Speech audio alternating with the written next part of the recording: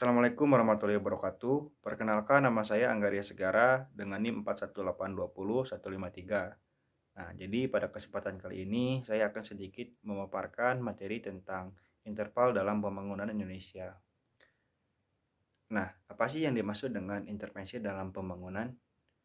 Pembangunan sosial pada dasarnya memfokuskan pada pendekatan pembangunan yang berpusat pada manusia atau people-centered development, yaitu pemberdayaan dan pembangunan manusia itu sendiri.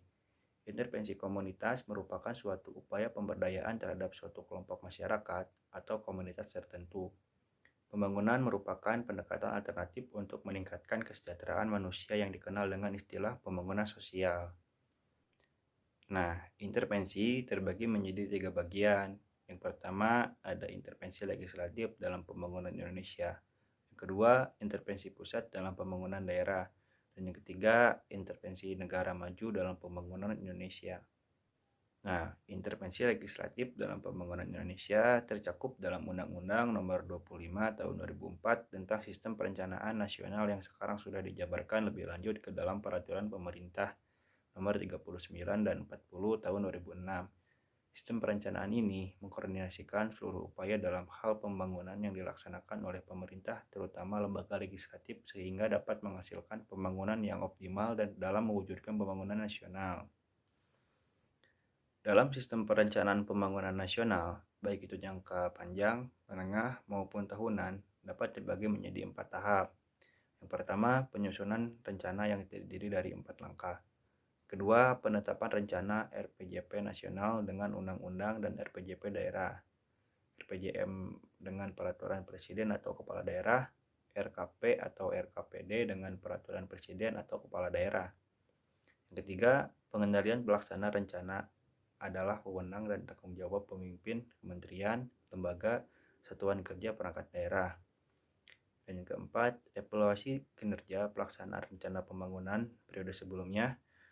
Tujuannya adalah untuk mendapatkan informasi tentang kapasitas lembaga pelaksana, kualitas rencana sebelumnya, serta memperkirakan kapasitas. Nah, selanjutnya intervensi pusat dalam pembangunan daerah. Peran pemerintah dalam merangkul pembangunan pariwisata di Kabupaten Lombok Tengah. Kabupaten Lombok Tengah adalah salah satu wilayah administrasi yang merupakan daerah tingkat 2 di Provinsi Nusa Tenggara Barat. Pemerintah berperan untuk meningkatkan minat investasi dengan memberikan intervensi yang menguntungkan dan menarik bagi pihak swasta. Hal tersebut merupakan salah satu tujuan dari dibentuknya KEK Mandalika atas keunggulan geoekonomi dan geostrategisnya. Selanjutnya, intervensi negara maju dalam pembangunan Indonesia. Dalam upaya peningkatan kehidupan ekonomi, individu dan anggota, masyarakat di negara maju dalam pembagiannya tidak hanya tergantung pada peranan pasar melalui sektor swasta. Peran pemerintah dan mekanisme pasar, interaksi permintaan dan penawaran pasar merupakan hal yang bersifat komplementer, bukan substitusi dengan pelaku ekonomi lainnya. Ilmu ekonomi lahir karena adanya kondisi kalangan scarcity, yaitu suatu kondisi di mana kebutuhan masyarakat tidak terbatas, namun sumber daya yang dimiliki untuk memenuhi kebutuhan tersebut terbatas.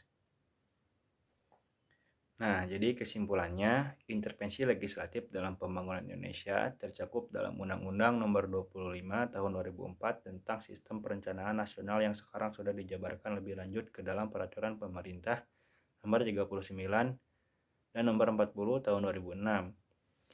Sistem perencanaan ini dapat mengkoordinasikan seluruh upaya dalam hal pembangunan yang dilaksanakan oleh pemerintah, terutama lembaga legislatif, sehingga dapat menghasilkan pembangunan yang optimal dalam mewujudkan pembangunan nasional.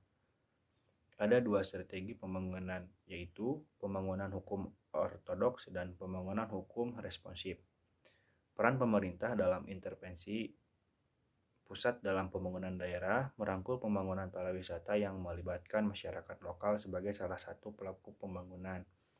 Terkhusus dalam sektor pariwisata, merupakan pihak yang paling mengenali kondisi wilayahnya.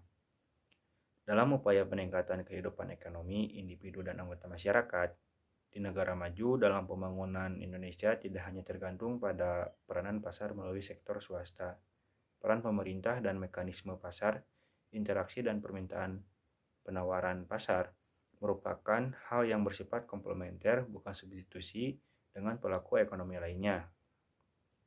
Nah, mungkin sekian materi yang bisa saya dapatkan. Kurang lebihnya saya mohon maaf. Wabillahi taufiq wal hidayah. Wassalamualaikum warahmatullahi wabarakatuh.